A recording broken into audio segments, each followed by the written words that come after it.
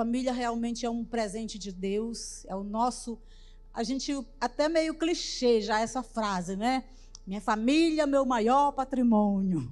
Mas se a gente for parar para pensar, qualquer outro patrimônio, qualquer outro bem nessa terra, qualquer outra riqueza que possamos ter, é nada quando se compara à nossa família. Então podemos dizer, reafirmar, afirmar, com certeza, nossa família é o nosso maior patrimônio, embora, infelizmente, hoje tem sido tão deturpada, né, a família, e a gente chega até a ouvir pessoas dizerem assim: eu odeio a minha família. Você já ouviu isso de alguém? Eu odeio a minha família. Mas, na verdade, não é que a pessoa odeia, é que ela passou, talvez, tantas decepções, tantas frustrações dentro do seu lar, dentro da sua casa, e tantos sentimentos ruins começaram a aflorar, e mágoas, e ressentimentos, amargura no coração. Mas, de fato, eu sei que, no fundo, todos nós amamos a nossa família. E eu creio que nessa conferência Deus vai ainda renovar muito mais e fortalecer ainda muito mais os laços de amor, os laços de respeito, a aliança entre cada membro da sua família. Eu creio, essa é a nossa oração para esses dias. E hoje à noite eu vou começar essa conferência falando sobre os inimigos invisíveis da família. Você sabe que o coração de Deus, o desejo de Deus é que a minha família e a sua sejam muito abençoadas, muito bem-sucedidas. O plano de Deus, desde o início, quando você estuda a palavra de Deus, você vai ver desde o início, lá do Gênesis, Deus abençoando as famílias. Mas você também vai ver, muitas vezes, o inimigo, de muitas formas, entrando na história das famílias para destruir, para causar dano dentre as famílias. Mas o propósito de Deus e o coração de Deus é que nós sejamos vitoriosos das nossas casas, tenhamos lares abençoados, e isso tem se tornado cada dia mais e mais desafiador, cada dia mais e mais difícil. Nós temos que, como igreja de Jesus, nos posicionarmos para realmente compreendermos qual é o propósito de Deus para a nossa casa e estarmos atentos, estarmos vigilantes para não perdermos aquilo que o Senhor tem para a minha vida e para a sua. Eu quero começar aqui falando sobre o desejo do coração de Deus para as nossas famílias, que eu creio realmente, para Paz Macapá, a oração que eu fiz é: Deus, qual é o teu desejo? O que é que o Senhor quer falar para essas famílias nessa conferência? E Deus colocou muito no meu coração que o desejo dele para cada família da Paixote Macapá é que em Deus você e a sua família façam proezas para ele. Façam proezas. E o que é proezas? Vamos ler no livro de Salmo, capítulo 60, versículo 12, aliás. Diz assim, Salmo 60, versículo 12. Em Deus faremos proezas, porque é Ele que pisará os nossos inimigos. Eu vou ler novamente e você vai tomar posse dessa palavra e declarar essa palavra na sua família. Vamos ler juntos? Vamos ler? Em Deus faremos proezas, porque Ele é que pisará os nossos inimigos. Amém? Agora nós vamos fazer assim, você vai falar: em Deus, minha família fará proezas, porque é Ele quem pisará os nossos inimigos. Vamos falar juntos?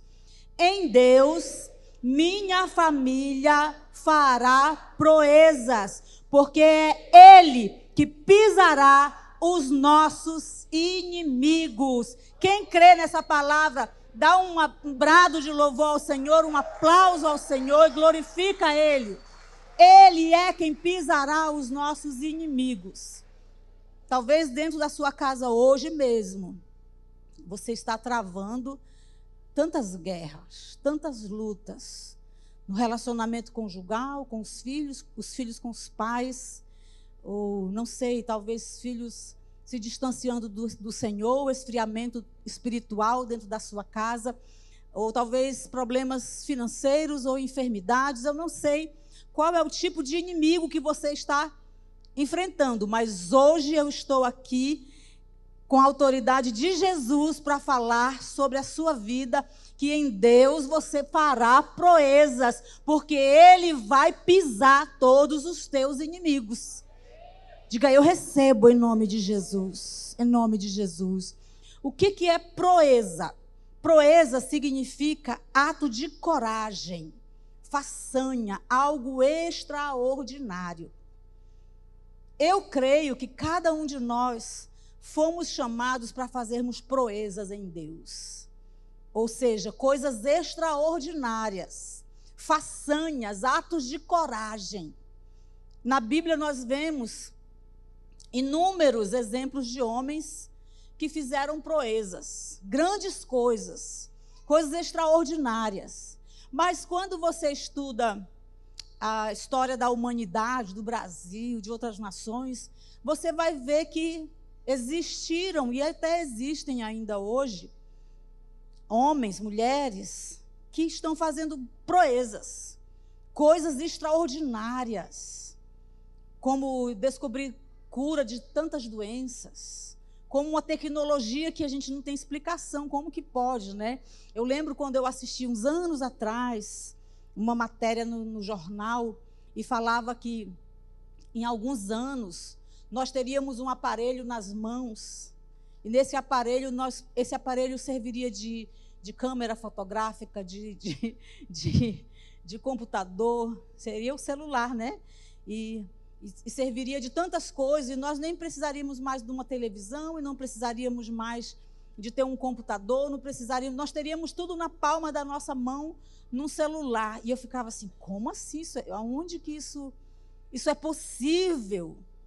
Sim, Deus deu inteligência ao homem, sabedoria, para fazer coisas extraordinárias, que nós não conseguimos entender, não conseguimos imaginar. Agora pensa comigo, se uma pessoa que nem tem o Espírito Santo é capaz de fazer coisas tão extraordinárias, imagina você, mamãe, papai, filhinho, filhinha que está aqui, imagina você que é cheio do Espírito Santo de Deus.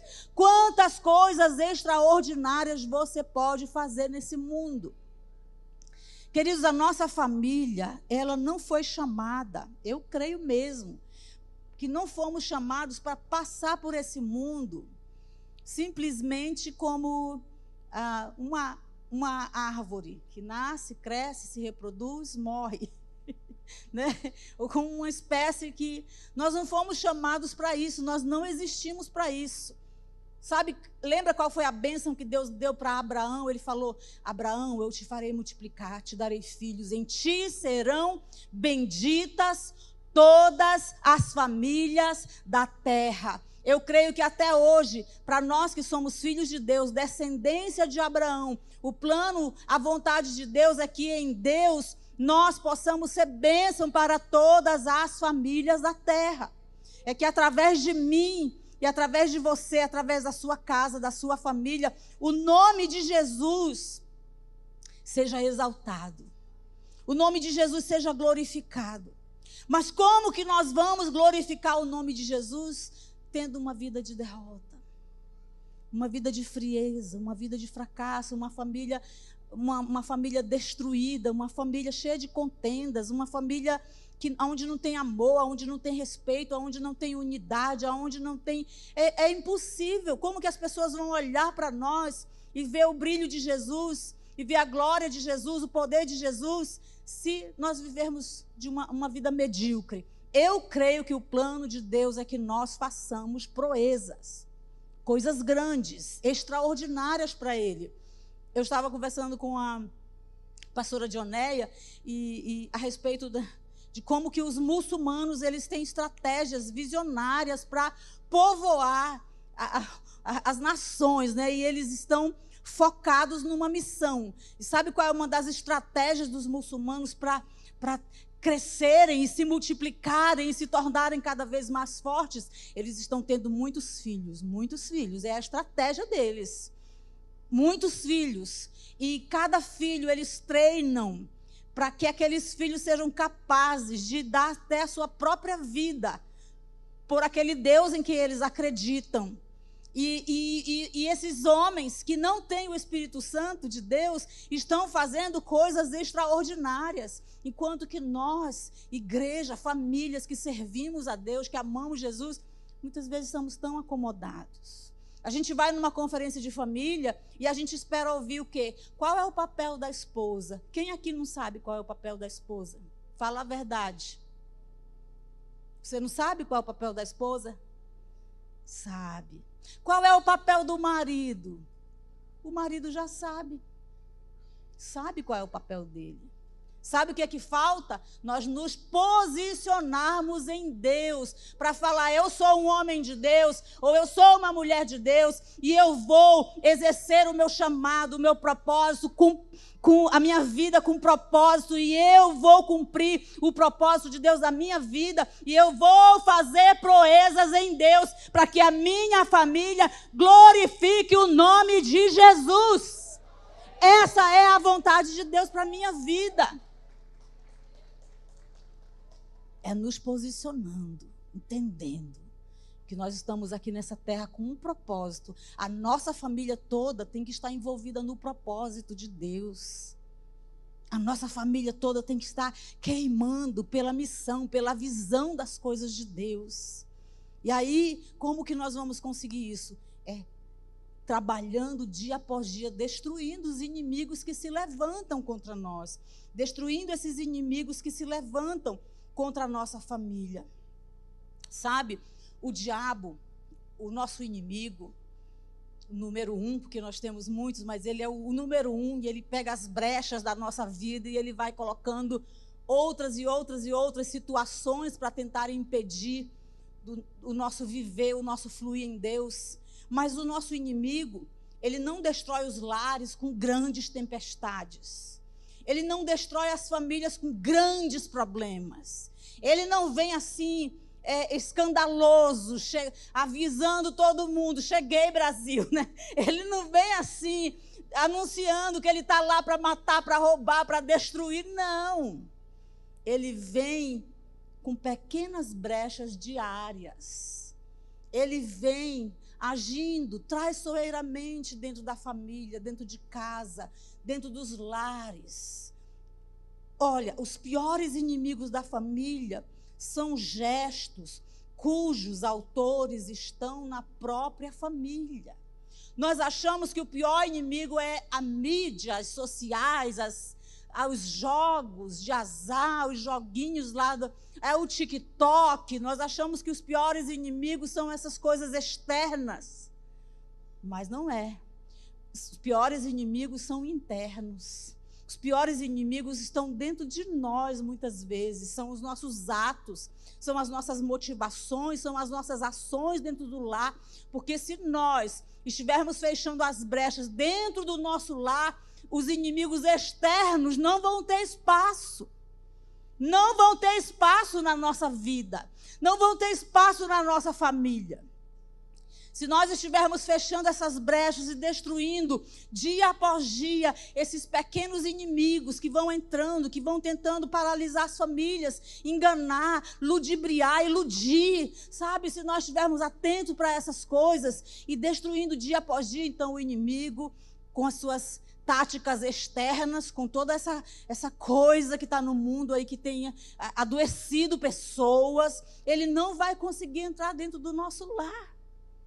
Hoje nós estamos assim, quando olhamos para muita coisa que está acontecendo no mundo, a gente fica assim, não, gente, isso não é verdade. Isso não é real. É tanta coisa maligna, diabólica, tanta coisa assim que a gente fala assim, isso é loucura. Como que pode? E por que muitas pessoas estão se deixando enganar por essas coisas e achando bonitinho, e achando corretinho, e achando fofinho. Por quê? Porque nós estamos dentro das nossas famílias, muitas vezes, já com tantos inimigos ali. E eu vou falar aqui alguns desses inimigos internos, esses inimigos que agem dentro do nosso lar, muitas vezes, sem que percebamos.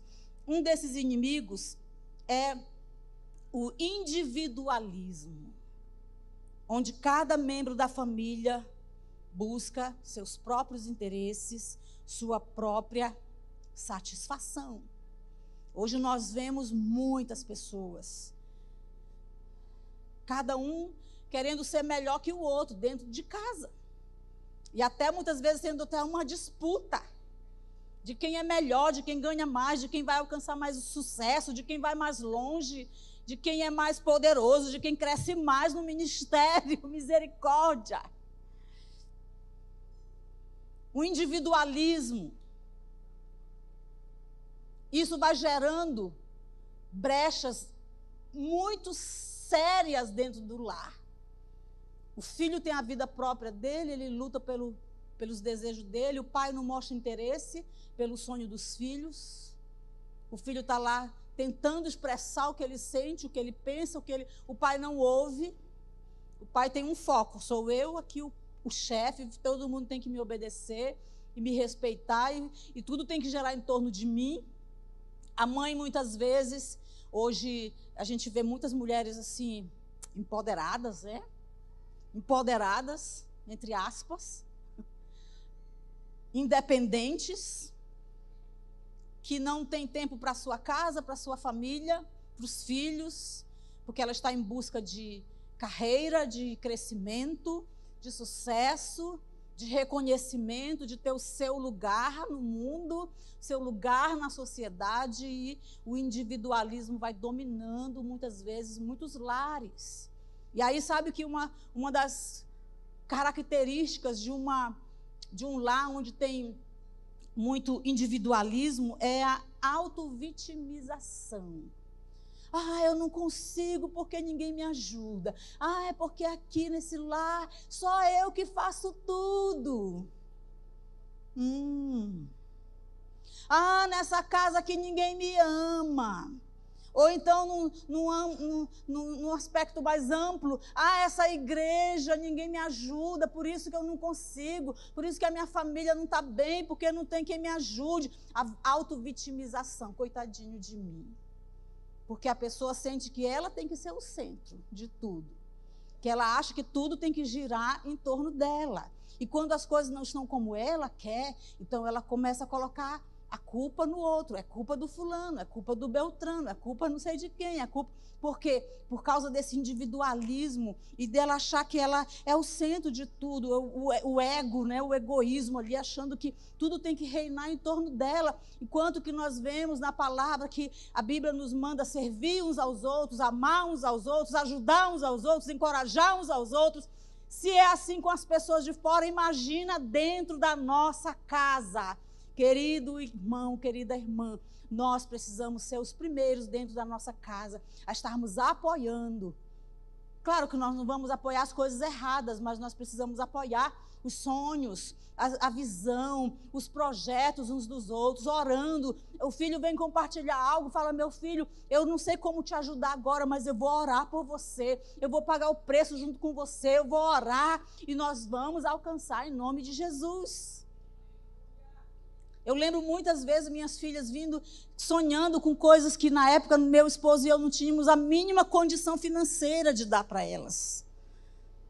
E eu falava muitas vezes, nós falamos assim: papai e a mamãe não pode dar isso para você agora, mas nós vamos orar e o papai do céu vai te dar. E o papai do céu vai te dar. E hoje, para a glória de Jesus, né, a gente vê o cumprimento de tantas promessas do Senhor na vida das nossas filhas. Deus é fiel, Ele nunca falha, Ele nunca vai falhar com as suas promessas sobre a nossa vida. E nós precisamos ensinar isso dentro da nossa casa. E não sermos pessoas individualistas, cada um correndo atrás dos seus próprios desejos e esquecendo os outros para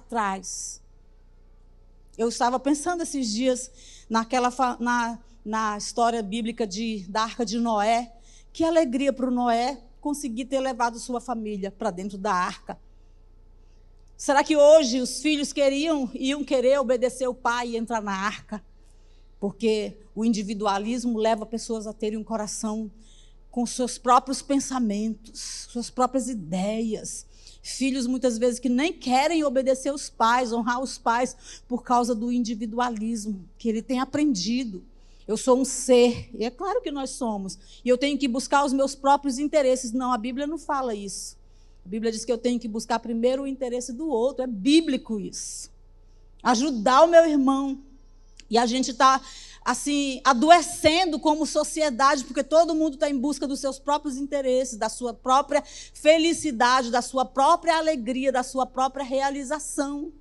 É o marido que quer que a esposa faça ele feliz, e a mulher que quer que o marido a faça feliz, enquanto que o certo deveria ser fazendo de tudo para fazer o outro feliz. E aí os dois tentando, que maravilha, né? O marido tentando e a esposa tentando, um fazendo o outro feliz. Aí o que vai dar? Um casamento abençoado, sem individualismo, sem egocentrismo. Então, não pense que os grandes inimigos são aquelas coisas lá da TV ou coisas que você... Não, muitas vezes os inimigos maiores são aqui dentro de nós, nas nossas ações do nosso dia a dia. E o individualismo é uma desses inimigos.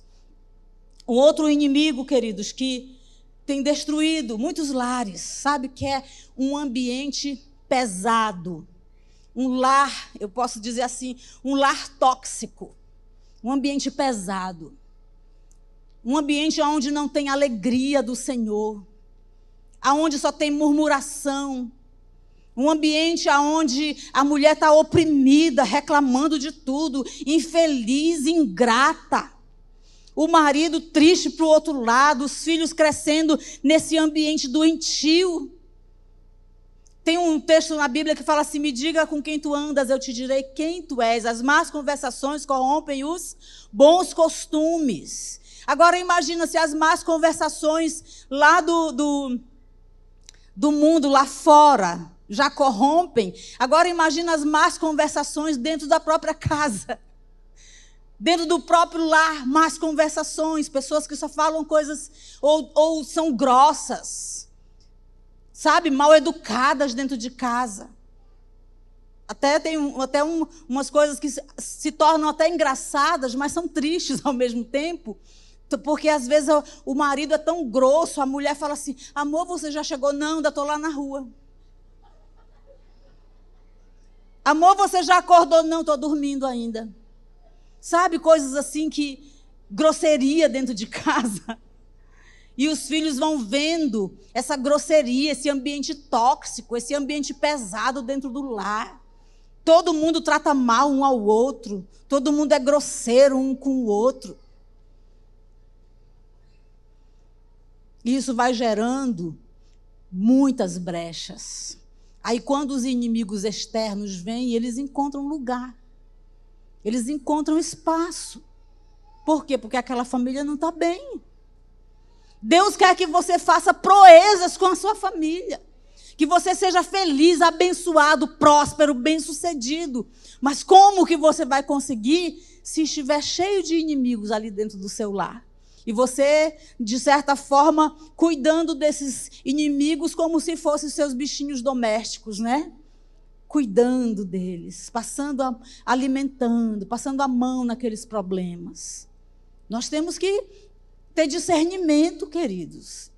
Discernimento espiritual, para percebermos o que está acontecendo na nossa casa. A Bíblia fala de uma mulher que nem fala o nome dela, chama a mulher cananeia.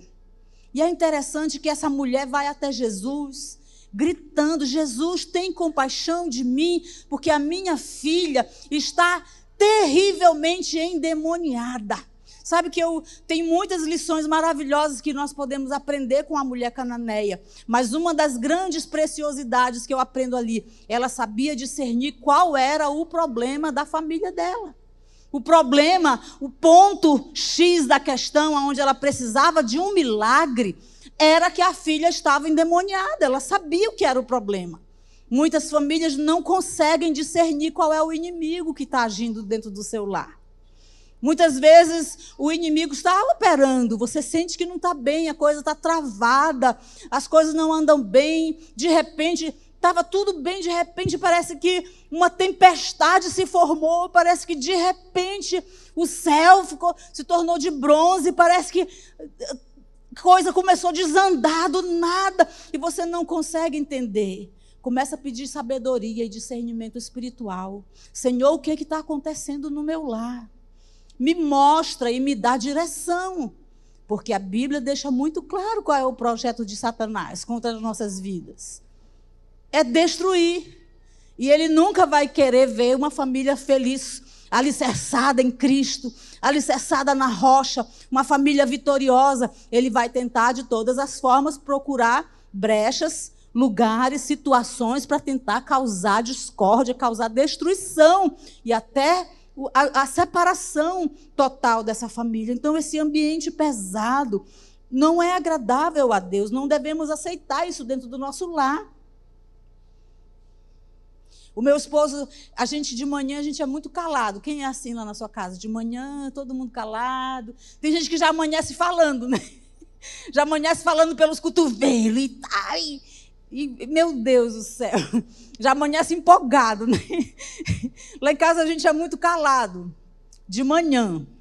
Mas quando eu vejo que está calado demais, aí eu começo, né? Eu vou lá, eu mexo com ele. E aí, amor, só nós dois agora, né? As filhas já casaram. Eu brinco assim, amor, agora só os dois velhinhos dentro de casa.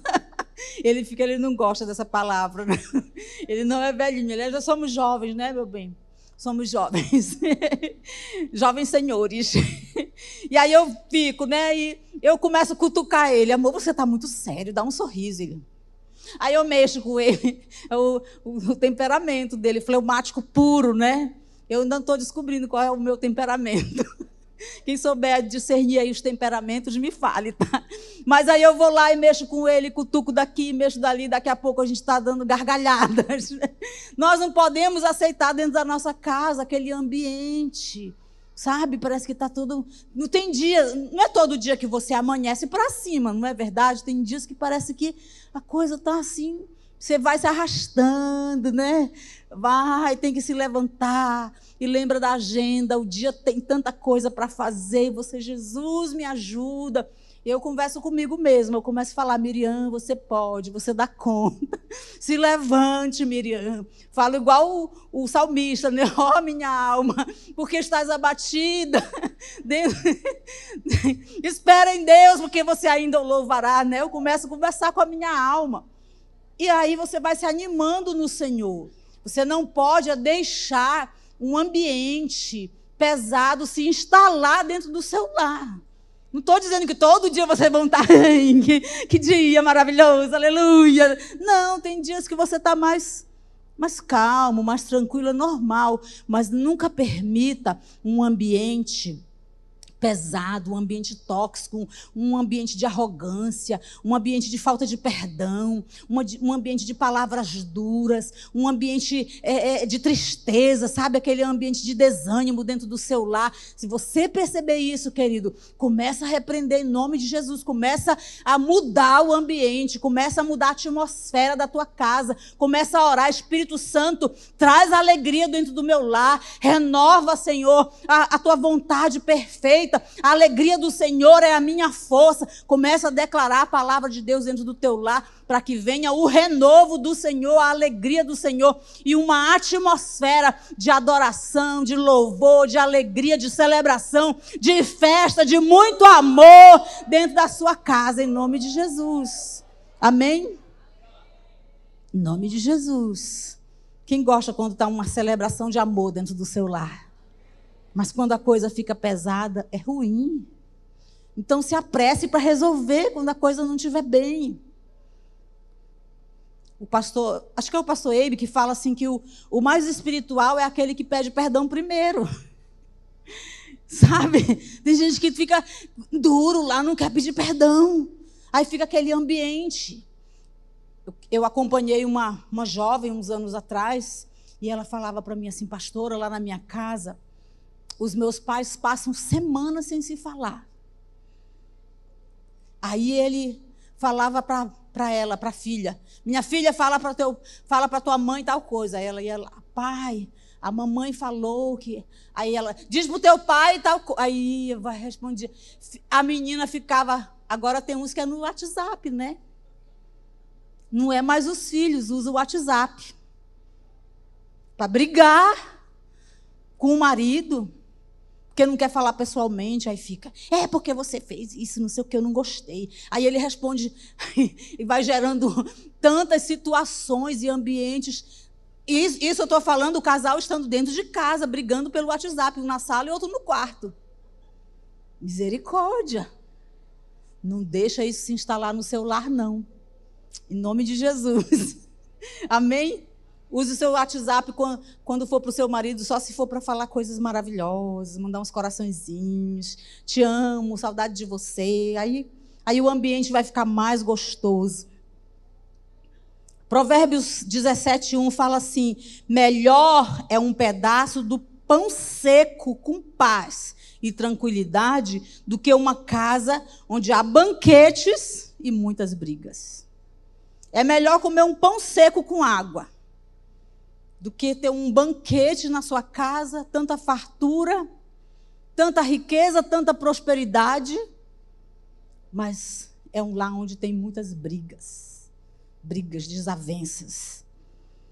Outro inimigo da família, a desconfiança. Esse é um inimigo que destrói. Começa muitas vezes nos casamentos e atinge até os filhos, quando não se tem mais confiança na família. Geralmente são causados por traições no passado, muitos segredos, muitas mentiras, e aí gera aquele ambiente de desconfiança. Um não confia no outro, está sempre pesquisando, investigando se tem alguma coisa. Se ele está olhando para outra pessoa, se tem alguma coisa diferente no celular. Sabe, queridos, tem uma maneira muito maravilhosa, que vai blindar o teu relacionamento, marido e esposa, e com os filhos também, é de não ter segredos. Por que a esposa tem que ter segredo com o marido? Se a Bíblia diz que nós somos um. Por que o marido tem que ter segredos com a esposa, se a Bíblia diz que nós somos um? Mas tem casais que o marido nem sabe quanto a esposa ganha, ou vice-versa. Tudo tem senha. O celular tem senha, o computador tem. A esposa não sabe a senha do marido. Isso vai gerando desconfiança, principalmente os casais mais jovens. É tão importante vocês serem muito abertos. Se você quer o teu casamento abençoado, feliz, uma das brechas que você pode fechar é essa da desconfiança. Feche essa brecha com a transparência. Seja muito transparente. Com sabedoria, com temor. Mas vai sendo transparente, vai falando, vai contando para o teu esposo as coisas que estão acontecendo com você, vai mostrando para ele. Tenha cuidado para não permitir que uma desconfiança, falta de confiança seja gerada. Ou muitas vezes dentro do relacionamento do pai também, muitas vezes do filho, que esconde muitas coisas do pai. Filho, seja transparente com seu pai, com a sua mãe. A melhor pessoa, a pessoa que mais te ama nessa terra, que quer o melhor para você, que vai te ajudar, que vai interceder por você, que vai pagar um preço por você, é o seu pai, é a sua mãe.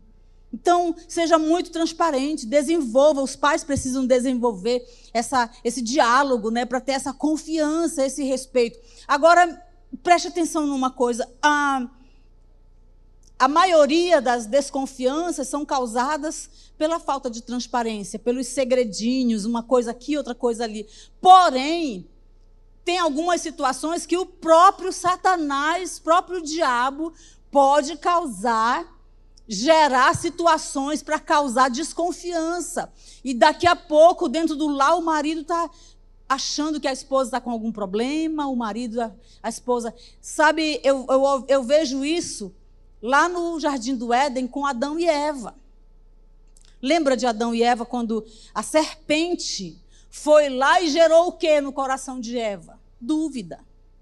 Olha, Deus falou para você que se você comer... E ele começou a gerar o que ali? Uma desconfiança do próprio Deus. Olha, Deus não está sendo sincero com você. Então, uma coisa... Aí depois gera desconfiança de novo no coração de Adão, a própria serpente. Então, todo casal, e esse aqui é muito mais assim específico para os casais, cuidado com o ciúme doentio dentro do seu relacionamento. Cuidado com a desconfiança. Cuidado com esse controle. Tem muitas mulheres que querem controlar o marido, querem controlar um ao outro, e fica ligando e perguntando onde você está, o que você está fazendo, com quem que você está. E é uma coisa doentia muitas vezes. Se você não tem um motivo para estar dessa forma, e se tem, procure ajuda, procure seus pastores, seus discipuladores, sua liderança, peça ajuda para que eles encaminhem vocês, deem uma direção a vocês de como resolverem essas questões. Mas eu já tenho visto muitos relacionamentos se acabarem por causa de ciúme, por causa dessa desconfiança. A mulher começa a se arrumar e o marido já começa a desconfiar, ela está se arrumando muito. Tem alguma coisa errada aí. Aí vai no salão, está ajeitando o cabelo, alguma coisa está errada. Aí o marido faz a barba, a mulher já está aquele... Então, não aceite isso dentro do seu casamento. Eu creio que aqui tem só casais muito maduros, em nome de Jesus. Maduros, que têm transparência, que têm sinceridade, que têm honestidade, que têm integridade dentro do seu relacionamento, dentro do seu casamento, em nome do Senhor Jesus. Quem recebe essa palavra?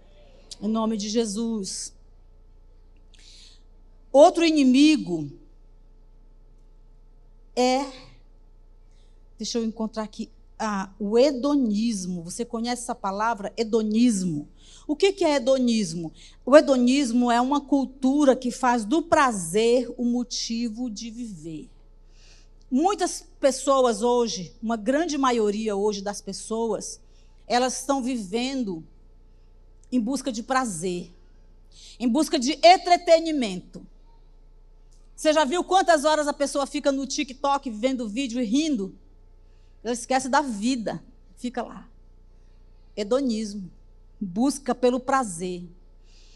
E eu estou falando uma coisa simples aqui, mas tem casais e famílias indo para níveis de pecado, de imoralidade, de coisas realmente terríveis, porque o hedonismo tem dominado a sua casa, a sua família. O hedonismo é a busca incessante pelo prazer. Não importa se o prazer é pecaminoso, não importa se isso está ferindo o coração de Deus, não importa se vai machucar alguém, não importa se eu estou traindo alguém, não importa.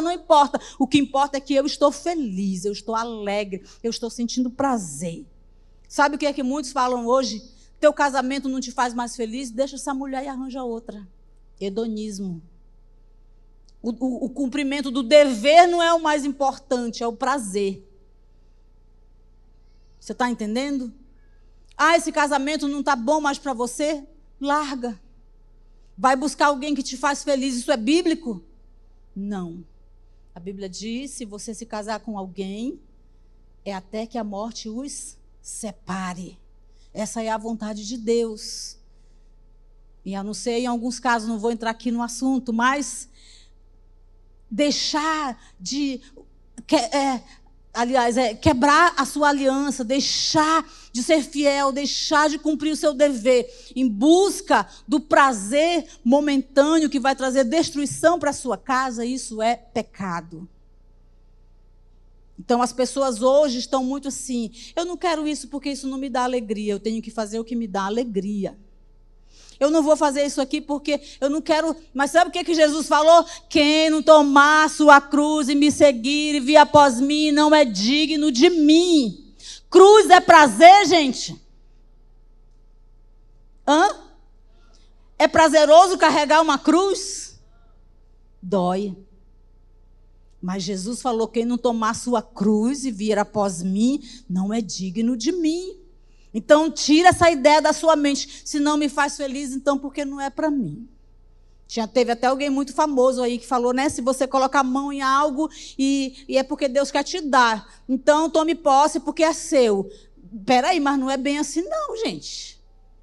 Imagina, aí ele fala assim, porque Deus só quer que você seja feliz. Então, imagina uma pessoa que está num relacionamento de adultério. Ele coloca a mão lá e fala, você é minha. Porque Deus quer que eu seja feliz com você. É bíblico isso? Não. A Bíblia diz, negue-se a si mesmo, venha após mim. Servir a Jesus e ter uma família que anda na perfeita vontade de Deus, muitas vezes requer de nós sacrifícios, requer renúncias, requer nós entendermos, eu tenho um dever a cumprir. Marido, você tem um dever a cumprir, que é cuidar da sua casa, é amar sua esposa, é honrar o seu lar, é o seu dever, você estando feliz ou não. Dura essa palavra, pastora. É claro que Deus quer que você esteja feliz no seu casamento. Mas não é porque em algum momento você não está feliz que você vai largar sua família. Quem está me entendendo? Casamentos passam por lutas, passam por desafios. Tem gente que assiste muito dorama. Aí fica sonhando que o casamento vai ser só coraçãozinho e comer ramen. Todo dia comer muito ramen, né? Com os hashizinhos lá. E acha que casamento é isso. E é beijinho para cá, e é beijinho para lá. Não. Vai ter os dias de luta, tem a luz para pagar, tem supermercado para fazer, tem menino para criar, para dar banho, para cuidar, para levar para a escola, tem roupa para lavar, tem louça todo dia. Casamento é isso. E não me diga que você fica feliz de lavar roupa todo dia. Ai, que alegria, né? Que coisa maravilhosa. Mas você entende que você tem um dever. Não é só porque quando você está feliz. Um inimigo que tem destruído muitos lares, muitas famílias, muitos jovens, é o hedonismo, é a busca do prazer acima do dever. Entenda. Deus quer que você tenha muito prazer. E eu abro um parênteses aqui para os casados, né? Deus fez você, o seu casamento, de forma muito especial para que você tenha muito prazer dentro do seu casamento. É bíblico. O relacionamento sexual de um casal não foi criado pelo diabo, não. Foi Deus que criou. Para ser desfrutado maravilhosamente dentro do casamento. Para quê? Para que o casal tenha muito prazer. Deus quer que os seus filhos te deem muito prazer. Deus quer que você tenha muita alegria, muito prazer com a sua família. Deus quer que você tenha um dia para descansar. E saia e vá passear e tenha muita diversão com a sua família. Deus quer que você tire férias. Descanse. O próprio Deus falou assim, no 7º dia você vai descansar. Deus estabeleceu um dia para o descanso. É um dia que você vai curtir a sua família, você vai brincar com a sua família. É bíblico. Deus quer que você tenha muito prazer, que você viva feliz, que você viva abençoado. Porém, o prazer não está acima do dever. Eu não vou deixar de cumprir meu papel de esposa porque eu não estou feliz, porque meu esposo não está fazendo isso, porque ele não está me acordando com uma rosa vermelha, porque no Dia das Mães ele não me deu o que eu esperava, e embora ele me deu, graças a Deus. Além do que eu posso pensar, pedir, imaginar, Deus tem me dado através do meu esposo, graças a Deus. Deus é bom, amém? Mas não é isso que vai me motivar a ser uma esposa, a continuar. Hoje nós somos, para a glória de Jesus, avós, né? Temos 3 netinhos maravilhosos. Creio que ainda muitos virão, se Deus quiser, se for a vontade de Deus. E no nosso casamento, não pense que foi mar de rosas, não. Os primeiros 2 anos de casamento, eu não sei quantas vezes eu chorei. Porque eu casei, o meu esposo era, como eu falei ainda há pouco, fleumático. E eu, super sentimental, romântica, melancólica. Tudo eu chorava, tudo me machucava. Aí Deus foi nos lapidando, nos treinando, nos amoldando. Sabe quantas vezes eu falei para ele assim, quero me separar de você. Nós vamos fazer esse ano 32 anos de casados. Pode perguntar para ele. Se alguma vez eu falei assim, eu vou embora para a casa da mamãe. Nunca. Nunca pensei em desistir. Fácil não foi, passamos fome, andamos a pé, ralamos, choramos juntos muitas vezes, sofremos muitas vezes, muita coisa no ministério e na família e tantas coisas que nós passamos, não tenho tempo aqui. Um dia a gente vai escrever um livro, se Deus quiser. Mas nunca, nunca, jamais, nunca existiu no nosso vocabulário, nem no meu nem no dele, a palavrinha divórcio, a palavrinha separação. Não existe isso entre nós. Não deve existir. Não é porque eu não estou desfrutando do pleno prazer das coisas desse mundo que eu vou abrir mão do meu casamento, da minha família. Não. Hedonismo na minha família não tem lugar. A busca, a prioridade do prazer dentro da minha casa não tem lugar. Eu vou viver bem, eu vou viver feliz, eu vou desfrutar de muito prazer, de muita alegria. E Deus tem me dado muita alegria nesses 32 anos de casamento, mas não é isso que vai nos mover. O que nos move é o nosso comprometimento. Primeiramente com Deus. Eu nunca quero envergonhar o nome de Jesus. E segundamente com ele e com a minha casa. Eu tenho uma aliança, eu tenho um compromisso. Amém? Então cada um de nós temos que entender isso e lutar por isso dentro do nosso lar. Resolva as suas brigas lá, as suas contendas, as suas desavenças, resolvam. Para tudo tem solução, para tudo tem uma resposta. Para tudo Deus dá um livramento e um escape, amém? Ele dá o escape, Ele tem a resposta para cada um de nós, em nome de Jesus. E para encerrar, eu vou falar o último aqui, o último desses inimigos, os valores deste mundo. Esse é um inimigo. 1 João capítulo 2, versículo 15 a 17, ele fala que nós não podemos amar o mundo, nem o que há no mundo. Se alguém ama o mundo, o amor do Pai não está nele. Amém? Não amem o mundo, não amem as coisas que há no mundo. Amem o Senhor Jesus acima de tudo. Colossenses 3:1 diz assim: portanto, se já ressuscitaste com Cristo, buscai as coisas lá de cima. Amém? Diga assim, as coisas lá de cima. Se já ressuscitaste com Cristo, buscai as coisas que são lá de cima, onde Cristo está sentado à destra de Deus. Pensai nas coisas que são lá de cima e não nas que são da terra. De tanto sermos habitados pelos valores desse mundo, possamos achar muitas vezes, queridos, que o que nós estamos fazendo é normal, que as pessoas estão fazendo é normal, sabe? Nós estamos vivendo num tempo, como eu falei ainda há pouco, que tem tanta coisa bárbara acontecendo, tanta coisa assim, que é inacreditável, que é surreal. E quando nós estamos vivendo mais os valores desse mundo do que os valores do céu, nós começamos a achar que tudo é normal. Aí vem o quê? Vem o adoecimento mental, muitas vezes.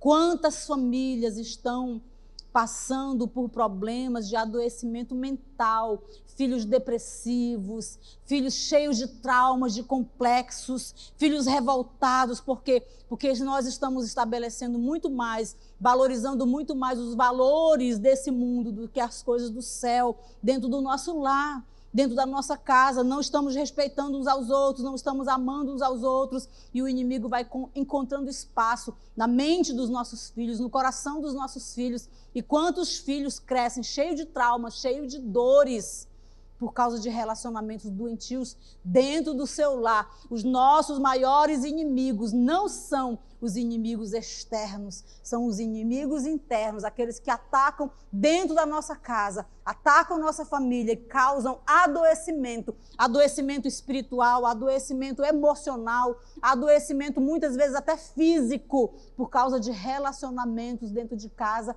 mal resolvidos, de inimigos que não estão sendo destruídos dentro do nosso lar. Mas eu quero falar para você hoje, em nome de Jesus, Deus tem o escape, Deus tem o livramento para você. E Deus quer que a sua família faça proezas em Deus. O inimigo não vai roubar aquilo que o Senhor te deu por herança, por direito, como filho dele, em nome de Jesus. Amém?